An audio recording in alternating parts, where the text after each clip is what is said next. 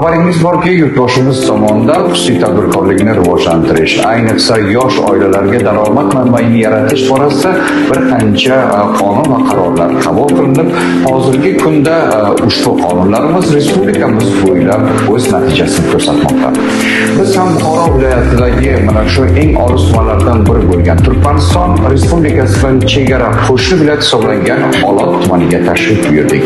Xo'sh, bu yerda oilaviy tadbirkorlikni rivojlantirish, yosh tadbirkorlarni qo'llab-quvvatlash borasida qanday amaliy ishlar olib borilmoqda?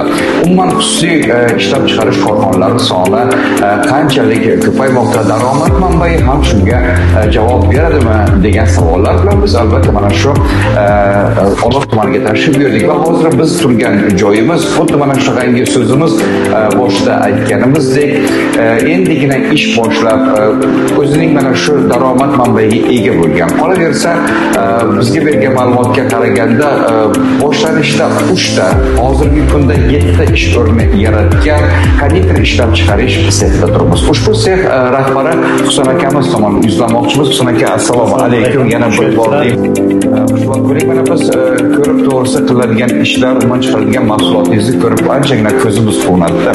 Xo'sh, siz mana shu ishni boshlagan paytda bir oilaviy korxona sifatida necha kishi bilan ish boshlagandingiz? Hozirgi kunda ushbu ishchilar soni nechtaga yetdi? Shuning barobarida demak mana shu qanaqangi mahsulotlar ishlab chiqaryapsiz? Uning savdosi qanday yo'lga qo'yilgan? Mana shu to'g'risida tomosha bilan birgalikda demak mulohaza yursak, chunki mana shu sizning qilayotgan ishlarimiz ayni mana shu sizga o'xshagan yosh tadbirkorlarimiz uchun katta motivatsiya bo'lsa ajab emas.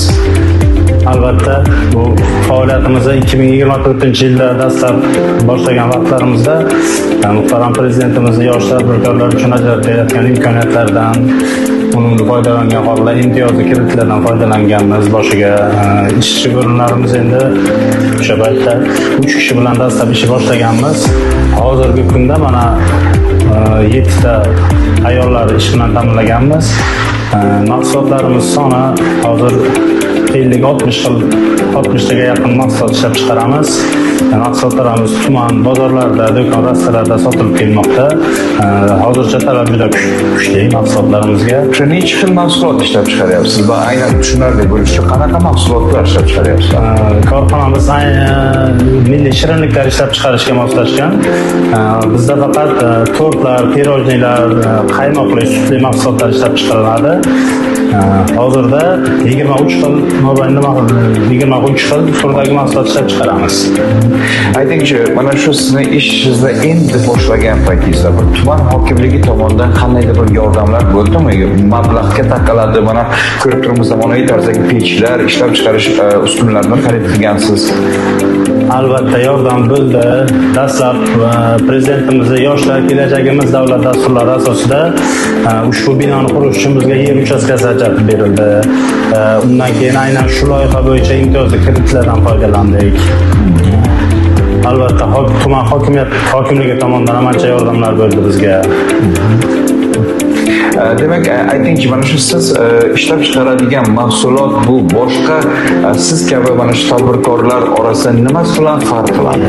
Ya'ni o'sha mahsulotlar olish jarayonida yoki bo'lmasa o'sha demak o'z-o'zidan mana boya aytganingizdek sut, qaymoq, boshqa bo'ladi. Ularning xarajati hozir siz ishlab chiqaradigan mahsulotni tannarxiga to'g'ri keladimi? Demak, o'sha xarajatlarni yopib beryaptimi? Albatta, mahsulotlarimiz tannarxi to'g'ri keladi, foydasi yaxshi.